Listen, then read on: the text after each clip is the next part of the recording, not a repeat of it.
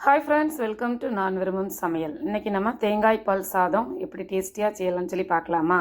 ஃபஸ்ட்டே நம்ம சேனலை பார்க்குறவங்க சப்ஸ்கிரைப் பண்ணிவிட்டு பாருங்கள்.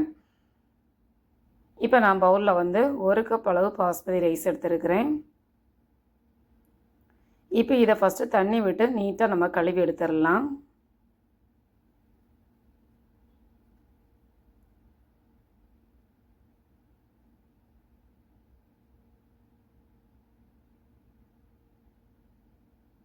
பாருங்கள், இப்போ நம்ம அதை கழுவி எடுத்துட்டோம். தண்ணியை அப்படி வடிகட்டி எடுத்துடுங்க. இப்போ இதில் வந்து நம்ம தண்ணி விட்டு இதை ஒரு 20 மினிட்ஸ் அப்படியே விட்டுருங்க, ஊறட்டும்.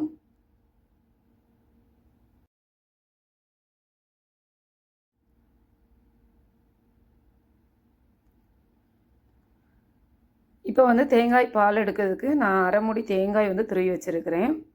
இப்போ இதை மிக்ஸி ஜாரில் போடலாம்.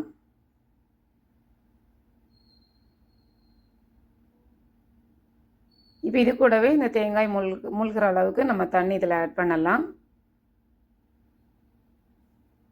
இப்போ இதை மிக்ஸியில் நம்ம அரைச்சி எடுத்துடலாம்.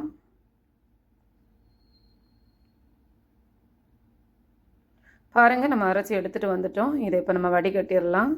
நான் மாவு அரைக்கக்கூடிய இந்த செல்லடையில் வச்சு தான் நான் இதை வடிகட்டுறேன். ரொம்ப ஈஸியாக இருக்கும். இதை நல்லா நம்ம வந்து தேங்காய் பாலை நம்ம இது மாதிரி எடுத்துருங்க. 2 தடவையாட்டு நம்ம அந்த இப்படி நான் எடுத்து வச்சுருக்கிறேன். தேங்காய் பால் நமக்கு ரெடி ஆகிட்டு. இப்போ நான் குக்கர் ஸ்டவ்வில் வச்சுருக்கிறேன். அது ஹீட் ஆன உடனே நம்ம இதில் ஆயில் ஆட் பண்ணலாம். நான் தேங்காய் எண்ணெய் தான் நான் இதில் ஆட் பண்ணுறேன். 2-3 ஸ்பூன் அளவு தேங்காய் எண்ணெய் இதில் ஆட் பண்ணிவிடுங்க. தேங்காய் பால் ரைஸுக்கு வந்து தேங்காய் எண்ணெய் சேர்க்குறது தான் ரொம்ப நல்லாயிருக்கும். இந்த வாசனையும் டேஸ்ட்டும் சூப்பராக இருக்கும். இப்போ இது கூடவே நம்ம வந்து பட்டை, கிராம்பு, ஏலக்காய், பிரிஞ்சி இலை, சோம்பு எல்லாமே நம்ம இதில் ஆட் பண்ணலாம். நட்சத்திரப்பூ,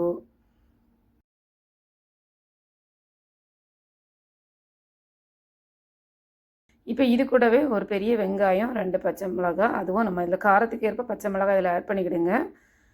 நம்ம வேறு காரத்துக்கு வேறு எதுவும் சேர்க்க போகிறதில்ல. பச்சை மிளகாயில் உள்ள காரம் தான். அதனால் உங்களுக்கு காரத்துக்கு ஏற்ப நீங்கள் பச்சை மிளகாய் இதில் ஆட் பண்ணிவிட்டு நல்லா கலந்து விடுங்க. வெங்காயம் ரொம்ப கலர் சேஞ்ச் ஆக வேண்டாம். இப்போ இதில் வெங்காயம் சீக்கிரமாக வதங்குறதுக்கு கொஞ்சமாக உப்பு இதில் ஆட் பண்ணியிருக்கிறேன்.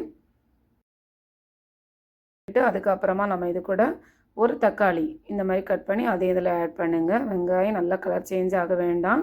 தேங்காய் பால் ரைஸுக்கு இதுவும் நல்லா வதக்கி விடுங்க. இந்த தக்காளி நமக்கு சீக்கிரமாக மசிஞ்சு வரணும்னா 2 மினிட்ஸ் அதை மூடி வைங்க சிம்மில் வச்சு. அப்போ சீக்கிரமாக நமக்கு மசிஞ்சு வந்துடும்.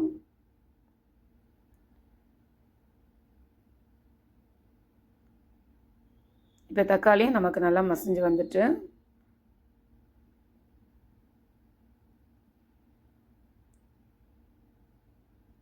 இப்போ இந்த டைமில் இதை கூட நம்ம இஞ்சி பூண்டு பேஸ்ட்டு 1 ஸ்பூன் அதில் ஆட் பண்ணுறேன்.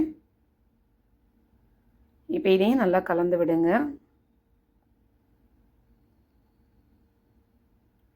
இப்போ நம்ம எடுத்து வச்சுருக்கிற தேங்காய் பாலை நம்ம இதில் ஆட் பண்ணலாம்.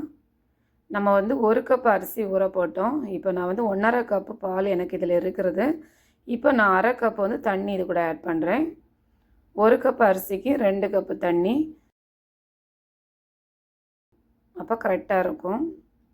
இப்போ நம்ம தேங்காய் பாலும் நல்லா கலந்து விடுங்க. அது கூட சேர்த்து தேங்காய் பால் விட்டாலும் நம்ம அப்பப்போ இப்படி கலந்து விட்டுவிடுங்க. இப்போ அது கொதி வந்துட்டு இருக்கிற அந்த டைமில் நமக்கு சாதத்துக்கு தேவையான அளவு உப்பு இதில் ஆட் பண்ணிக்கிடுங்க. ஆட் பண்ணிட்டு கொஞ்சமாக நம்ம வந்து கொத்தமல்லி இலையை நம்ம இதில் கட் பண்ணி ஆட் பண்ணுங்கள்.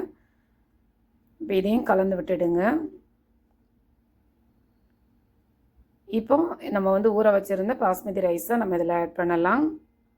நான் வந்து தண்ணி கொதிச்ச பிறகு தான் நான் இதில் ஆட் பண்ணுறேன். பாருங்கள், அந்த பால் நல்லா கொதிச்ச பிறகு தான் நான் இதில் ஆட் பண்ணுறேன். அரிசி நம்ம ஆட் பண்ணோன்னா 1 டைம் இப்படி கலந்து விட்டுருங்க. இப்போ இதை கலந்து விட்டதுக்கப்புறமா நம்ம மூடி போட்டு மீடியம் ஃப்ளேமில் 2 விசிலுக்கு நீங்கள் விட்டுடுங்க. 2 விசில் போதும், கரெக்டாக இருக்கும் பாஸ்மதி ரைஸுக்கு.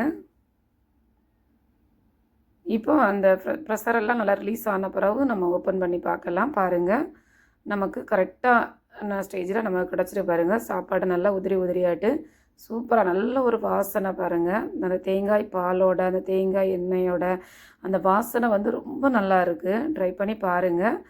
ரைஸும் நமக்கு உதிரி உதிரியாக வந்திருக்கு பாருங்கள். இந்த டைமில் நம்ம இதுக்கு வந்து நெய் நம்ம தாளித்து நம்ம விடலாம். இப்போ நான் 2 ஸ்பூன் நெய் இதில் ஆட் பண்ணுறேன்.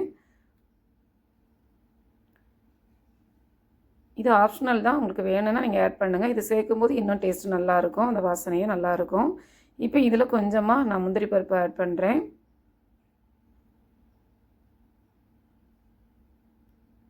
அதுக்கப்புறமா உலர்ந்த திராட்சை இதில் ஆட் பண்ணலாம்.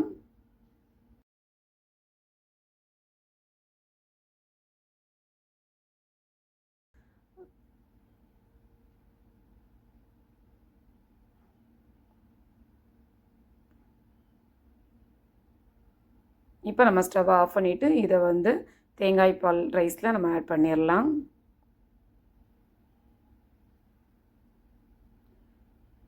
இப்போ இதை நல்லா கலந்து விட்டுருங்க. சூப்பரான தேங்காய் பால் ரைஸ் நமக்கு ரெடி ஆகிட்டு, நீங்களும் இது மாதிரி ட்ரை பண்ணி பாருங்கள், கமெண்ட் பண்ணுங்கள். இதுக்கு வந்து சிக்கன் கிரேவி நல்லாயிருக்கும், எக்கு முட்டை கிரேவியும் நல்லாயிருக்கும், அதேமாரி பொட்டேட்டோ கிரேவியும் நல்லாயிருக்கும். ட்ரை பண்ணி பாருங்கள். இப்போ நான் ஒரு பிளேட்டில் ட்ரான்ஸ்ஃபர் பண்ணுறேன் பாருங்கள். கிரேவியில் நம்ம வந்து கோகோனட் ஆட் பண்ணாமல் நீங்கள் வைங்க. அப்போ தான் இதோட சாப்பிடும்போது நல்லாயிருக்கும். ஏன்னா இதில் நம்ம வந்து கோகோனட் ஆட் பண்ணியிருக்கிறதுனால நீங்கள் வைக்கிற கிரேவியில் வந்து கோகோனட் ஆட் பண்ணாமல் செஞ்சு பாருங்கள். அப்போ தான் இதுக்கு காம்பினேஷன் சூப்பராக இருக்கும்.